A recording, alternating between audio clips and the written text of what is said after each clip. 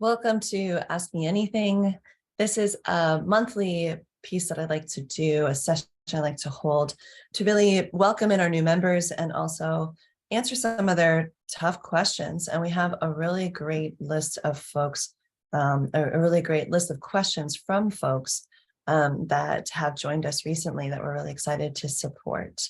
I also want to acknowledge that we had a very recent addition, a question that was posed that I want to get to first, just because she reached out and really wanted to, kind of dive right in. So listen to this, right? So this is something that you could probably relate to at least in one or two or maybe three ways.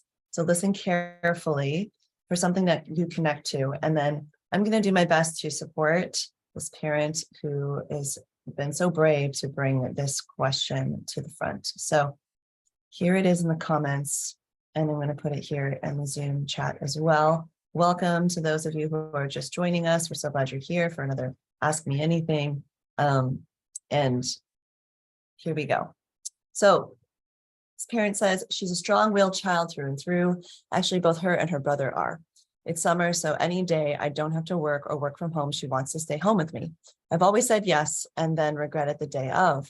On days I work from home, she's wanting me to entertain her or she'll sit on a screen all day. Yeah, which you don't prefer. Makes sense. On my off days, I'll explain how I have things to do, but always let her know we will have special time. She always will start whining about something she wants or having an attitude that we aren't leaving right when she wants or something right when she wants. So it's a lot about getting what she wants when she wants it, and having expectations around that. It's so frustrating because we talked about how the day was going to look ahead of time. Okay, so this parent sounds like you are taking the time to preview ahead of time what is going on. That's a great strategy for sort of setting kids' expectations.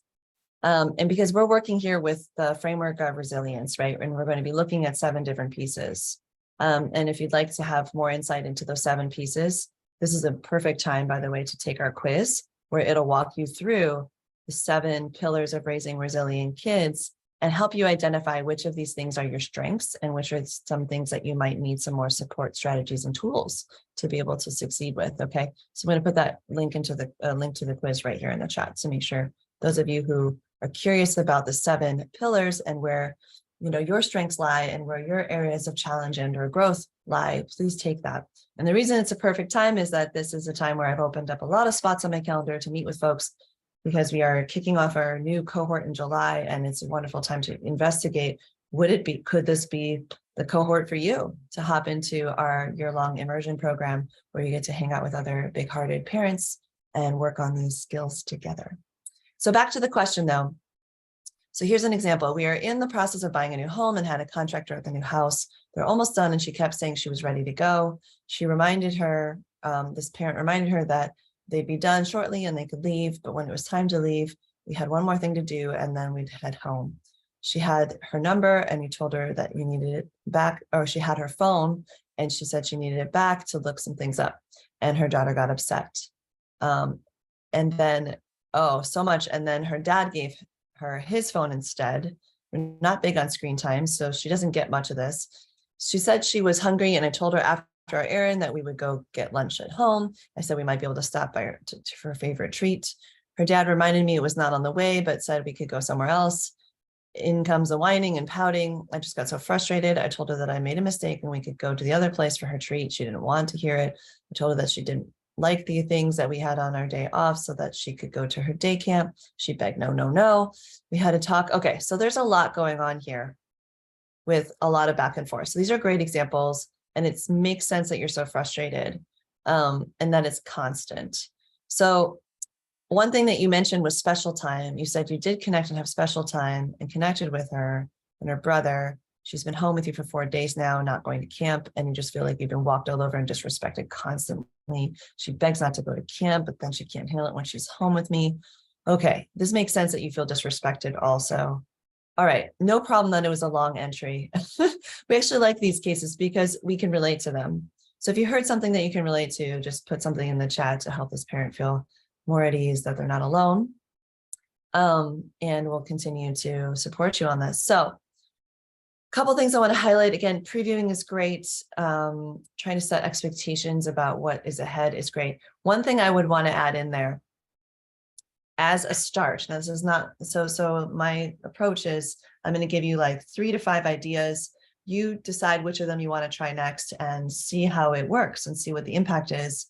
And I always encourage folks to take advantage of the free sessions too, so we can like actually troubleshoot after you've tried a few things and see if we can unpack and get some insights into like what actually motivates my kid to listen and what actually works for my kid. Every kid's different.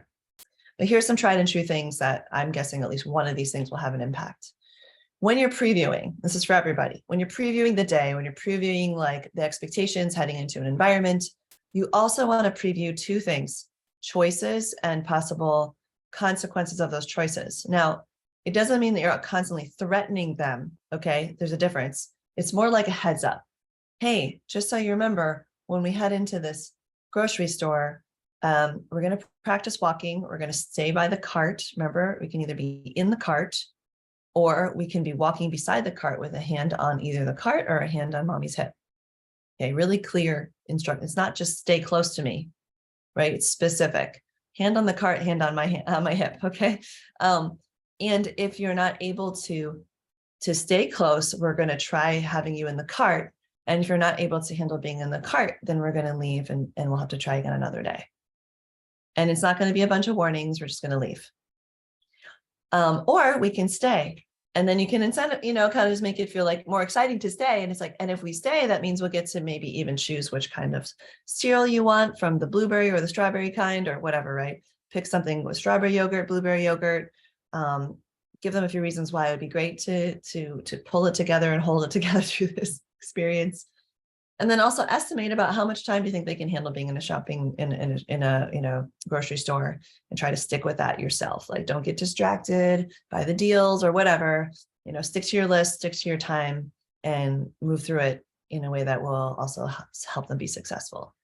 So there's a couple things, ingredients there. There's limiting choices, previewing choices, being specific, asking for what you do want versus what you don't want, and being specific enough that they could actually, you want to paint a picture like they can see and even almost imagine holding on to the cart or holding on to your hip or sitting in the cart, right? Instead of just better behave in there or else we're going to leave, right? And then do tell them what happens when they make the good choice, the preferred choice, and if they make the less preferred choice, right? So I would love for everybody to like refine their previewing a bit so that it can be more effective. And that's this is one example of how you can do that. So how does that translate over to things like having her home all day? So if she says, I don't want to go to camp, I don't want to go to camp. Well, first of all, you have to be really clear when you head into the week how optional camp is. Because if she has any sense that it's optional, she's going to campaign for it every day. Most kids would rather just be home with their toys all day. And so if you give that opening, make sure that you're ready to actually give that, like follow through on that happily, or at least neutrally, because right now it feels like it's stressful. So heading into this week, hopefully you're not, you've got a sense of how many days can I actually handle working from home and having my child home. Maybe it's actually truly only 1. It's not 2, it's not 3, it's not 4, right? So be real with that and stick with it. Because the worst case is she goes to camp, she has a hard time for a day or 2, and then ends up figuring out something that she likes there, right? Maybe you have to pick her up early a couple times just to kind of smooth things out. So it's worth it to really stick to what is true. Like, what are you truly okay with? Otherwise, kids will sense that wiggling and that wobbliness, and they will absolutely go for it. They'll make all the promises. They'll say all the things they need to say to get that thing or to get that privilege, or that access to that event or whatever it might be. So be really clear about that. And then the second thing I would say is that if you are going to have her at home, got to be realistic of like, how long can she really self-entertain on a screen and off a screen? And you need to build a little structure into the day, which might include things like timers, a schedule for the day where you write out blocks of time, which I've seen people do, like when they were suddenly home with the kids for the pandemic, they would write it out. I'll see if I can pull up an example for you. And make sure that you're Also, doing things like staying on a regular schedule with snacks and meals so that it's really predictable and it takes care of any kind of building sort of like hungry, angry, lonely, tired factors, because that can go against being able to have her self-entertain and kind of be, okay being on her own. So you'll want to stick with the rhythm of like when do when do snack and meals open and close, because otherwise you could have endless requests for food all day long. Raise your hand, like let me know, like put me in the chat if that's you, me, I've been through that too. So be really clear about when snack and meals are available and not available. And then the other thing you can do when you're working at home is you can train kids to leave you be and only bother you or get your, kind of request your attention when they really need it. And one way that I've seen that done, which is really clever, is having a little sign you hang outside of your door or of the space where you're working that has something like, a green, yellow, red kind of codes, like green, come on in, yellow, knock first, red, not unless it's an emergency. And you can actually kind of like, flip it so that, or like move a clip on the 3 sections, or, put a different sign out depending on what's going on. And I would actually have your kid help you put the sign there. Okay, help mommy put a yellow sign on the door. What does yellow mean again? Right, that's right. It means that when you're when you want something from mom, you have to knock on the door first and wait to be let in, for example. Yeah, is this helpful? Okay, so there's that. And I have a bunch of other ideas for you around working at home with kids home. It's a whole thing. You can create anchoring activities and really identify what those are, rotate them out. You can set them up with the activity and set a timer. You can, save special things like special shows, movies, audiobooks, and things like that for just those occasions. You can do the door sign we talked about. You can come up with an interrupting routine where she comes up and she has to wait until she has your full attention. So you can do things like finish your sentence in an email or whatever it is, and she gets used to having to wait. Because what I'm hearing is that if it's constant, she hasn't yet learned how to interrupt politely, how to be patient with her requests. And we still need to talk about what age she is and what we think are age appropriate expectations. So there's a lot here to still unpack, but I think we've got kicked this off with a great start. So hopefully we've given you 2 like pretty significant chunks to really chew on there. Yeah, really happy to support you today. All right, now I have some other requests. So this one's from Megan Freeman. And this is like, we're going to kind of roll right into it because it's going to be very, very similar to some of the things we've talked about, but I'll talk about these specific examples. Oh, and Jessica Marie says, yes, always snacking and not wanting to eat at mealtime. Good idea. I think she's old enough to understand this. Good. Okay. Yes. And I like you being firm about her going to camp, no questions asked. Good job, Jessica. Yes. Good. And it's okay if she says, ugh, and moves on, right? Protest is fine. Protest is, I am letting you know that this is not easy for me. I have limited life experience and this feels like a big deal in my world. She has no perspective that other kids would love to go to camp whose parents can't quite swing it for one reason or another, but she's too young to realize, right? She doesn't know. So you're helping her kind of get over that hump. Good. Okay. So again, this one is from Megan. Hi, Megan. Hopefully I'll tag you and hopefully you'll be able to hop in and check this out. So Megan has a 3.5 and 5.5-year-olds, and she's asking, how do I set screen time limits effectively and avoid using technology as a crutch when we are super busy ourselves? Oh my gosh. Okay. So Megan, this is literally what our masterclass was about, and the replay is still available. I'll say it again. The replay is still available for the 5 motivation boosting habits that eliminate power struggles. And we actually talk about screens in that quite a bit. So I would love to see you register and watch the replay before Sunday, because I give a 5-step model that you can walk through and find something that will help your kids kind of be motivated and interested in other things, right? I also just gave 3 tips last week on ways to help kids be motivated to do things besides screens, to get off of screens in the first place. Because that transition between on the screen and off the screen is sometimes where the most power struggles, or I should say often, where most power struggles occur. So I want you to know about those 2 resources, everyone who's looking at that. Masterclass is more urgent because it's coming down on Sunday. So please go ahead and register, and it should take you to the replay page in your confirmation email. So you should be quick, okay? And I want everyone to have that resource. It's an important one, which is why we did it. But talking about limits in general, one of the things we have to understand about young kids is they're so in the present moment, and it's really difficult to get them to transition in general. And so if we're going to do screen time, we have to be strategic about when we're doing it, and we have to build in transition time.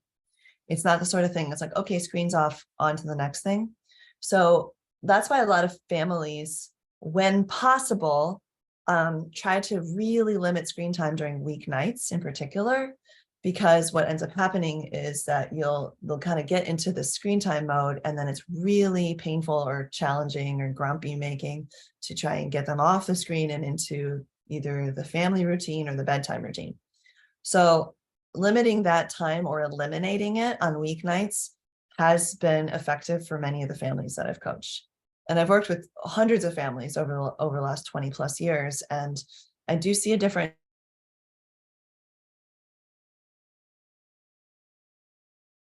time when they get out of school. I've had kids, like night and day, kids see their parents and immediately say, can I have my screen time? And then other parents who don't have any screen time after school on weekdays, the kids will say more like, can we go to the park? And if that's what you're looking for, I'd really want you to consider eliminating weekday night screen time, particularly on school nights. So that might even include Sunday night, but particularly Monday through Thursday nights. Okay. The other thing you can do is, instead of using technology as a crutch, you can start looking at related choices and related consequences that have nothing to do with screen time. Because if we start using it as a crutch, I'm sure you already know, but just to kind of review why this is maybe a priority, is that it emphasizes screen time, and it kind of raises its status as like the best thing to either earn or the worst thing to lose. And we don't really want that to keep confirming that association, because then it becomes even more of a power struggle when you want to take it away or give it, or when they want it and all these things. So what you can do instead is you can come up with things that are more closely related to what it is that's happening. So for example, I gave that example in the shopping scenario where we'll leave, right? Well, or you'll have to go back in the cart if you can't handle being out of the cart. So wanting to keep the choices as related to the scenario you're in is really helpful. And so anytime you find yourself going towards, then you won't get to watch your show, or you won't get your iPad time, and you're tempted to use screen time as a crutch or as a lever, really consider what alternatives you have and swap them out and try to get out of that habit. So reintroducing high interest activities that you can bring in, like getting some outside playtime at a park is huge.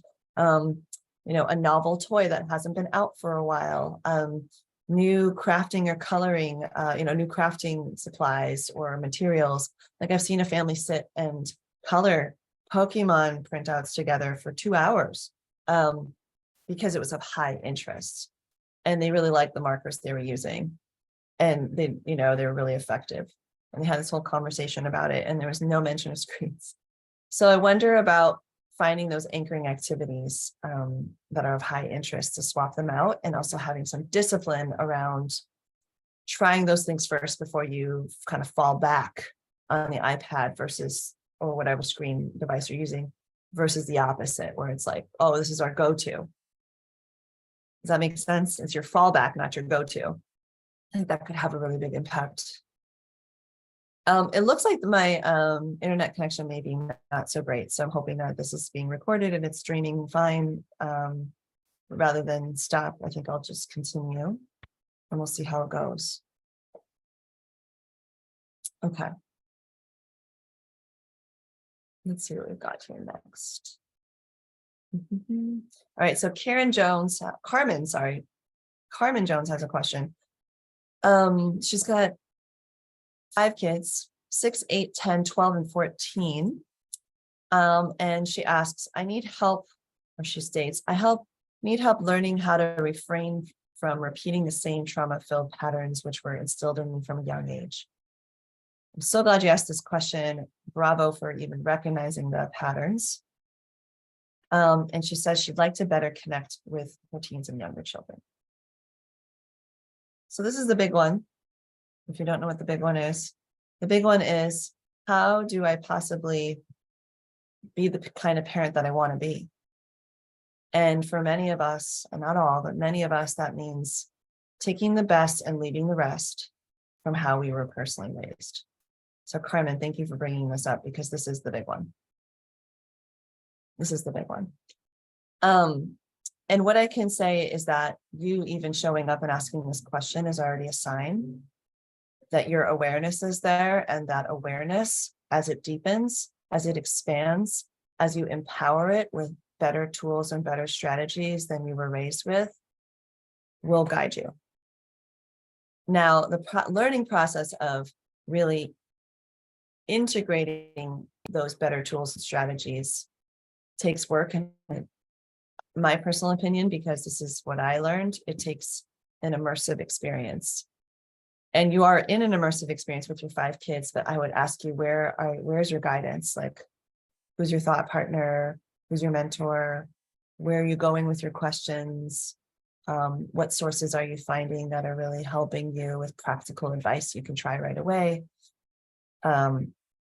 It's a journey, and you don't have to do it alone. And I don't recommend doing it alone.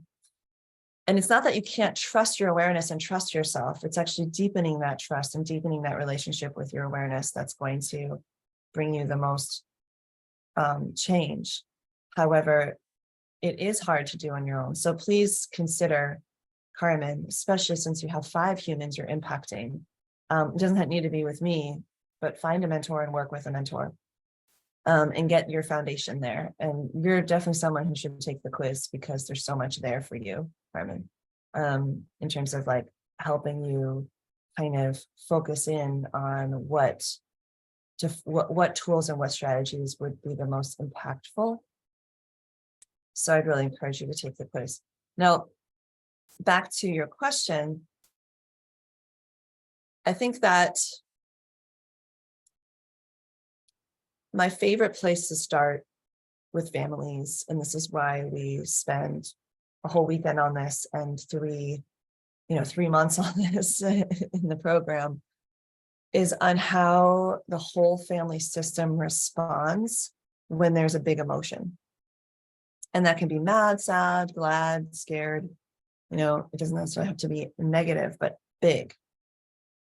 Because that's often where generationally our previous generations have had possibly unhealthy responses to big emotions, and not enough skill to help young ones navigate them, which can lead to unhealthy coping habits, which can lead to fractured relationships, which can lead to a whole lot of pain and struggle that could have been prevented, right?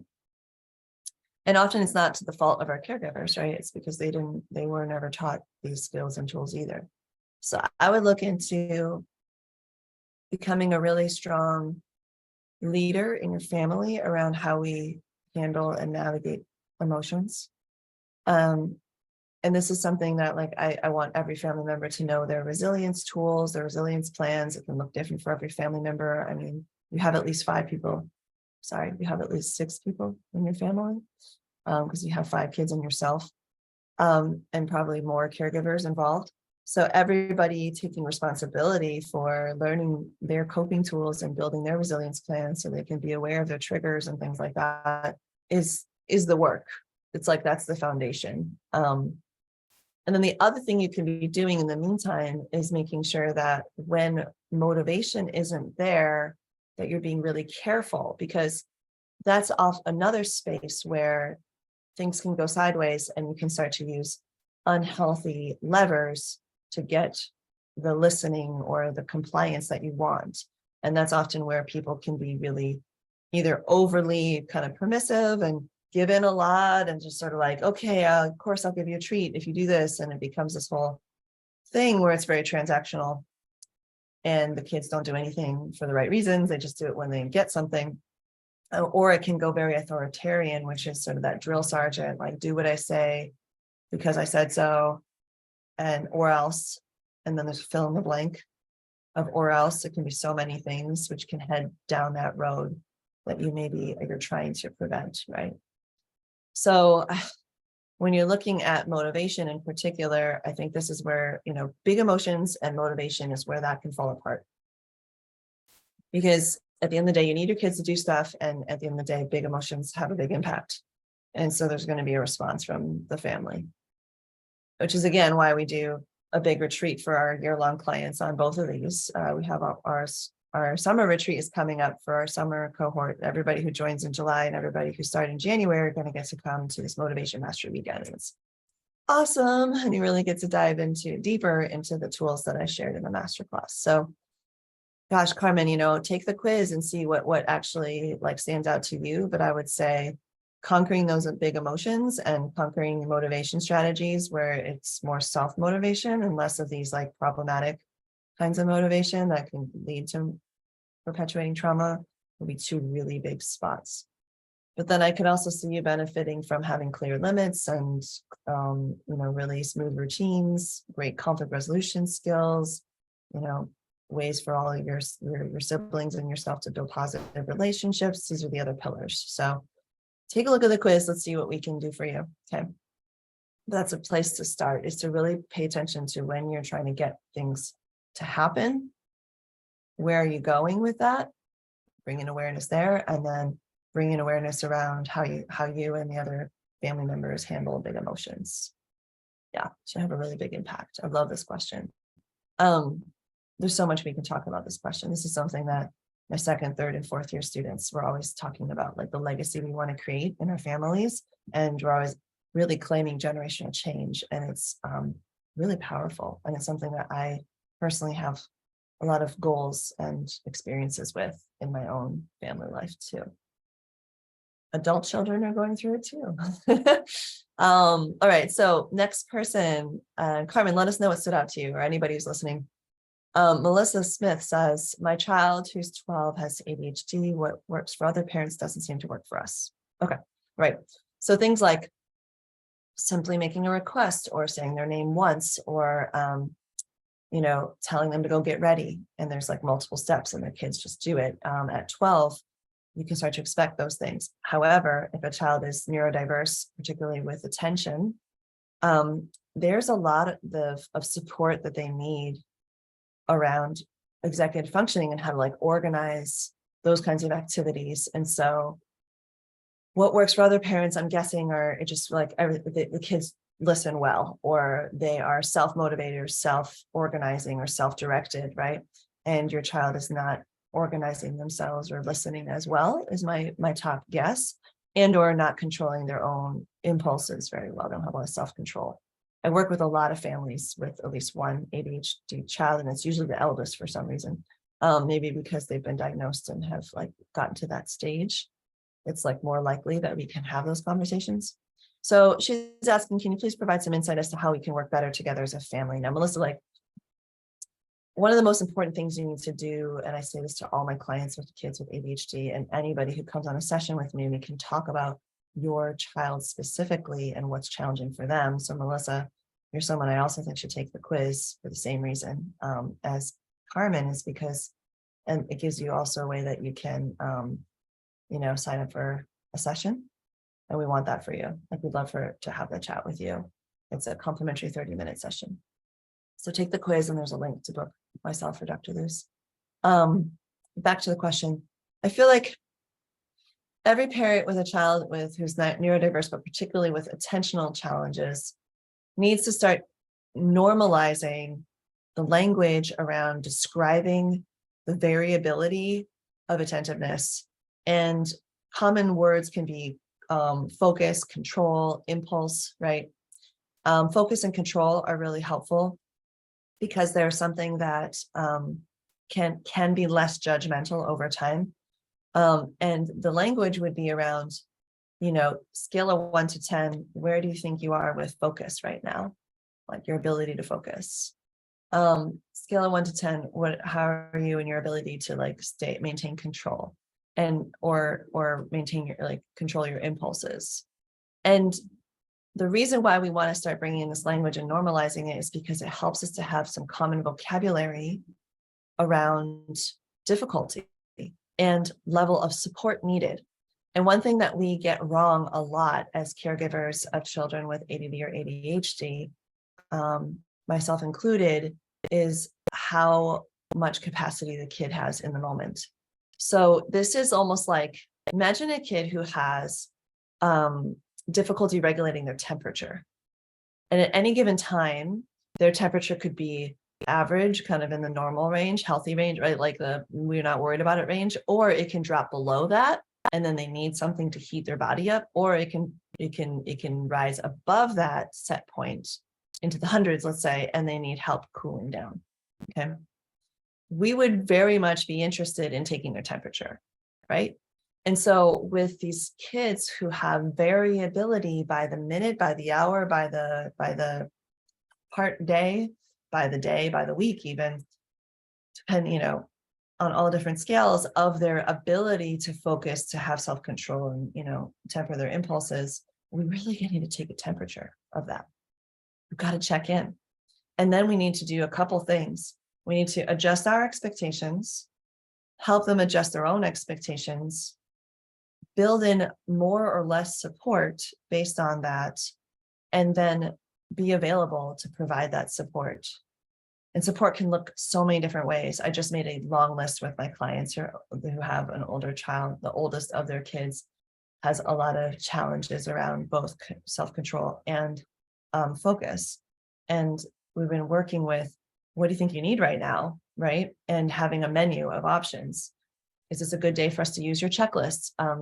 Do we need to find something that's really high interest for you right now so that you can practice getting your focus back? Do you need this broken down into smaller steps? These are just examples, okay? So all of you out there with kids who either have diagnosed or undiagnosed, attention issues, attention challenges, just know that this is a really useful tool. And it's not just for neurodiverse kids. We can be challenged in our ability to focus and have self-control because we're tired, because we're hungry, because we're lonely, because we're having a strong emotion. This is just a good self-awareness tool for everybody, but it's especially important for neurodivergent kids, okay? Or neurodiverse kids. So please bring it into your practice, make this common vocabulary. Don't be shy to just really name it.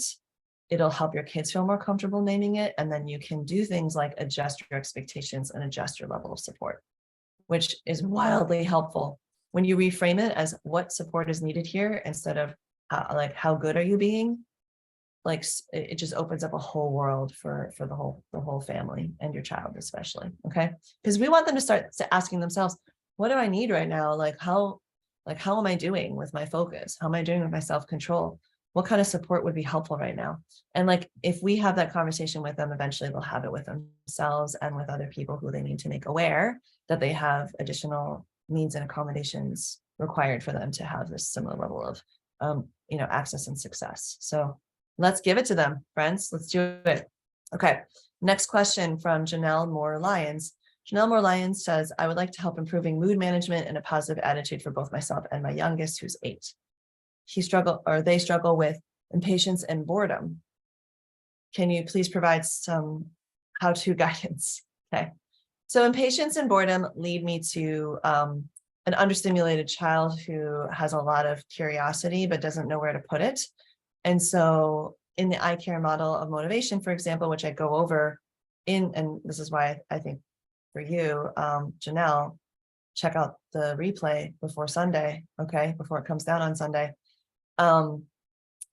that I would have you really looking at the interest motivation boosting habit, where you're really looking at how you can turn the dial up to make things more interesting. And I'm not saying that You need to be a constant entertainer. Okay. We're not talking about becoming a clown or something like that. I'm just going to put it in the comments here so you find it. Until Sunday, the replay is available. Check that out, Janelle. And when we look at boredom, one of the things that we want to check out is how do we make things more interesting? Because I used to think that either I found something interesting or I didn't. But then you run into a lot of problems with that mindset, because guess what? There are going to be things in life that you're not interested in. Like, it's not particularly interesting to some people to clean or to organize or to get their paperwork together or to check their, go through their email inbox, or all these things that we just do as modern humans and have to do. A 12-year-old, it could be certain subjects. For me, it was a history. I really didn't like it, but I had to find a way to make it interesting. And that's what we have to help our kids to do. So in the training, I go over like 12 different ways that you can make it interesting, but just start with a question. Okay. And then watch the training. But even like today, as soon as you hear this, Janelle, just ask, what would make this more interesting? And a couple thoughts could be turning on some music and moving your body, or turning it into some kind of a game. And there are a lot of versions of game that you could come up with. Taking the time to understand, what about this why does this even matter? Right? Like, what is the impact of caring about this, or doing something about this, or participating, right? So those are some of them. But please do watch the training to get a lot more examples. What would make this more interesting?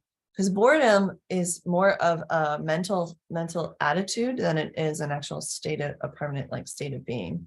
And something that was boring doesn't have to stay boring. So it's a very static sounding thing. This is boring, but it's not.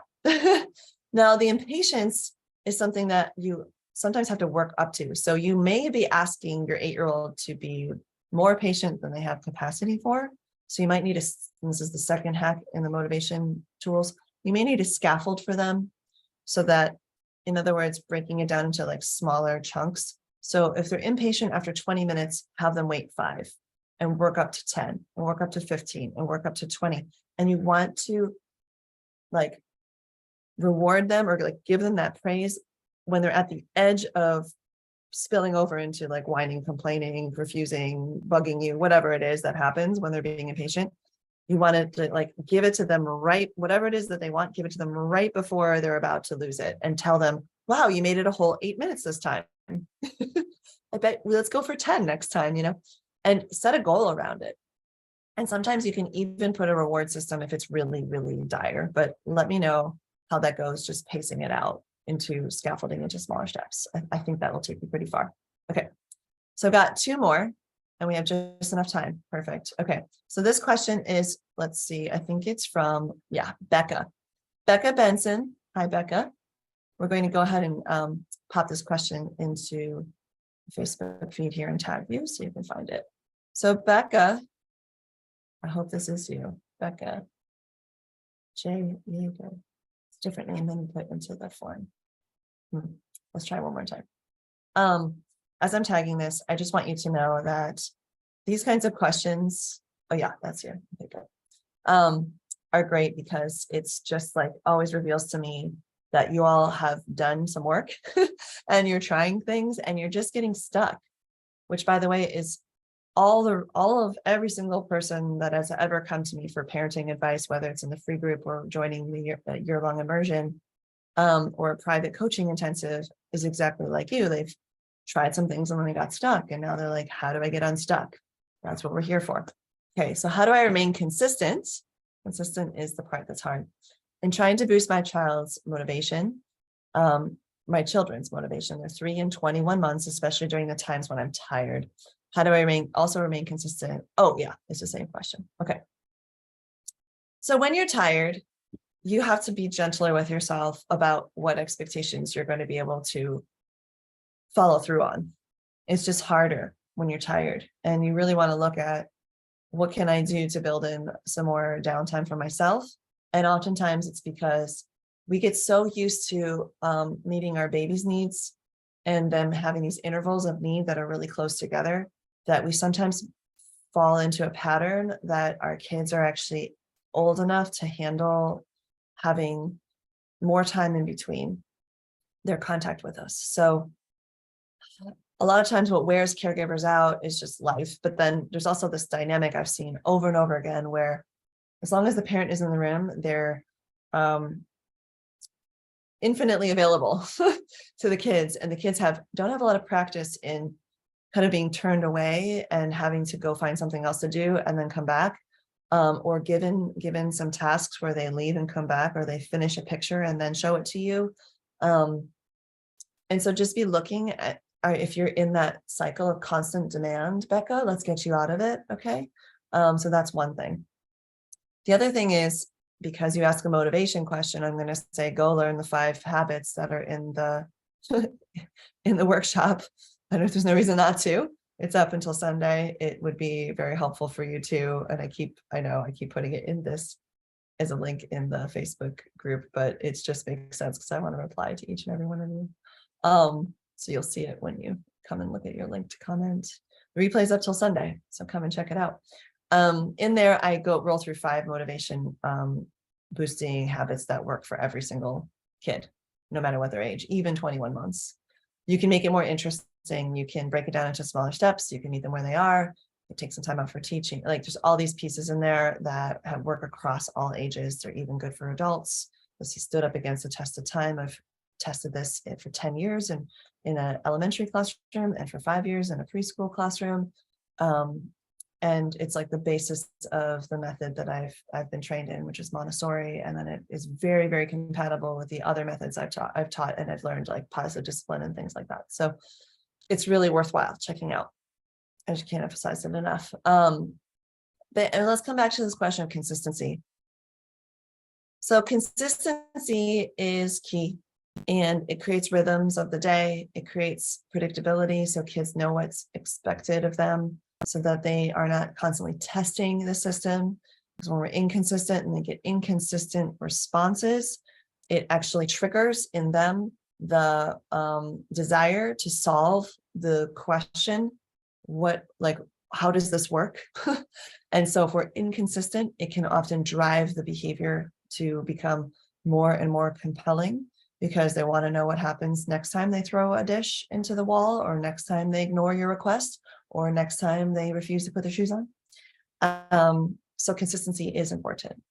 But I also have seen people confuse consistency with inflexibility.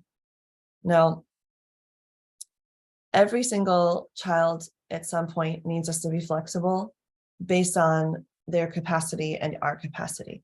And what I can say is, and this is what I tell clients, I'm getting, all the tips I'm giving here are things I've told my clients, folks who are with me for 6 months, a year, 2 years, 3 years, 4 years. Top tips, y'all, so listen up. When you are breaking from a norm, which could be a routine, an expectation of how much they do versus how much you do, an expectation of how we treat something, an expectation of when we eat a thing, like there are all these things we want to be consistent about in our routines and our expectations. Name the exception. That'll help you and them understand that this is not the new normal, that this is an exception, and try and provide a rationale that is age appropriate.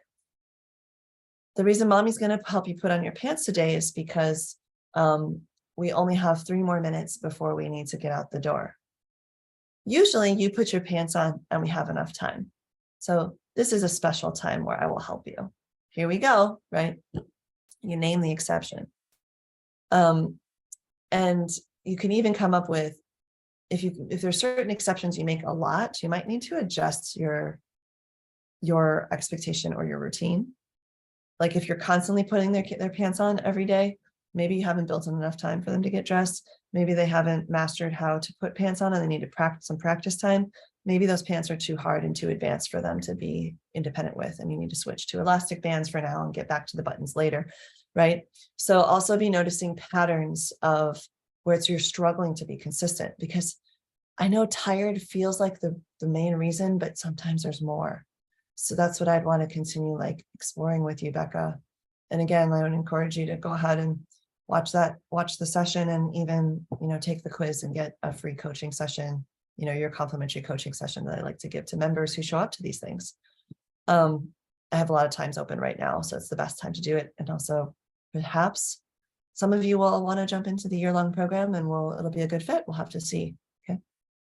All right. Last but not least, Amber Dawn. And Amber is somebody that has been a teacher of mine as well. She's taught me quite a bit in the dance space. So hi, Amber. We finally got to your question. So Amber's been in our community for a while. She's asking, can you provide some advice to help me improve quality family meetings when it comes to things like chores, getting to bed without distractions, and getting the entire family on the same page? I'm so glad you are aware of this tool. It's something that we teach twice a year in our program. Every 6 months, we revisit family meetings. How can they be useful? How can we make them productive? A lot of the motivation hacks actually bleed over into family meetings really well. So Amber, if you haven't listened to this session, go listen to it. It's only available at most twice a year. So go check it out. The link is everywhere in the chat, in the comments. So go check it out up here in the chat, comments of Facebook. But what I would say is that start small with family meetings is one of my favorite tips to give, where you call it a family meeting or whatever you want it to call, family huddle, and you just get together, do something that you like to do together, and you maybe go over the plan for the week, something really simple. And just in that, you've already accomplished something. You've previewed, you've maybe talked through, oh, what will we need to get ready for this week? And oh, are there any adjustments that we need to make based on like when we go grocery shopping, or how we pack our lunches, or how we pack our backpacks? 8 and 10-year-olds can handle this level based on what our plan is this week. And then out of that, sometimes can come, oh, we're not going to have any time to do our chores. We better do them today if we want to be able to go on this fun adventure on Saturday, right? Or whatever it is. And so sometimes just from the practicality of the planning process, you'll get some impetus behind the reason why chores need to happen. For example, Amber, getting to bed without distractions. That's something that you could become a family project, that you continue trying different things each week in between family meetings to see what works and what sticks for your family. Kids really like being part of brainstorming. I always say gather input and give influence where you can. I'm sensing that both of your kids are sensitive to their level of autonomy. Maybe you relate. It's often something that the parents also feel if their kids are big autonomy people. Then maybe as a whole family, you need to get a little more clear on where the kids have influence and where they don't. And family meetings can be helpful with that too. All of these things, I would also make sure you get your partner on board. Amber, y'all might want to take the quiz and have your partner take the quiz and just notice where your scores overlap and where they don't, because that could be a really helpful tool for opening up these conversations. Because sometimes one of the reasons why the family meetings aren't as successful is because there hasn't been enough pre-huddle time, which I love to do with my clients, by the way, where you kind of have a pre-huddle, pre-game time with the caregivers so that they can go into the family meeting not with everything ready to go and they're going to lecture to the kids, but they have a sense of how they're going to approach it and which topics they're going to prioritize and which solutions they're actually open to and what's non-negotiable. So getting that clarity before you head into the family meeting between the two caregivers, if you are doing it as a team, wildly helpful. And that's what I'm here for. I love doing that sort of stuff for families. So if that's of interest, Amber, give me a shout, let me know, and get on my calendar for that free session. Okay. All right. So this has been another segment of Ask Me Anything. It was a nice long one because we had a lot of great questions and examples, which I'm really pleased that we had a chance to address today. I tagged a bunch of folks on Facebook. This will also be up on YouTube. If you're a YouTube watcher, just know that you can come and join our Facebook group. And then when you do, you can put your own question into the membership questions when you ask to join, and we'll get around to answering yours on one of these segments. Also, feel free to peruse the videos in the Facebook group and in the YouTube channel. There are a lot of archives of these kinds of videos. And if you know you're somebody who wants to make organized, concerted change over time, where you disrupt generational trauma and patterns, where you create something that in place of what you have now, and you get to just feel confident that you're being the best parent you can be, I really do urge you to consider jumping into the year-long immersion. We have now over 100 families who have graduated from our program. About half of our cohort for July already are returning people doing their second, third, and fourth years in our program. It's just been so wildly helpful. And we would love to extend that invitation to each and every one of you to consider. And the best way to do that is take the quiz, do a session with me. We'll talk it over and get you some hot tips so you get some coaching experience, get a taste of that, and then we'll have a separate conversation to talk about whether it's a fit for you to hop into the program if you feel like going forward with that. We do need to do this soon. This cohort is kicking off on July 9th. So even if summer plans are busy, if it is something that you're not sure about yet, I would just encourage you to go ahead and book a time, have a chat with me, and let's see what's next for you and your family, even if it's to wait and hold off. I'd love to get you that clarity. So, all right, hopefully we'll be chatting soon. Lots of love to each and every one of you. And until next time, be well. Know that you are on your path to raising happy, confident, and resilient kids as a happy, confident, and resilient caregiver. All right, lots of love to you. Bye for now.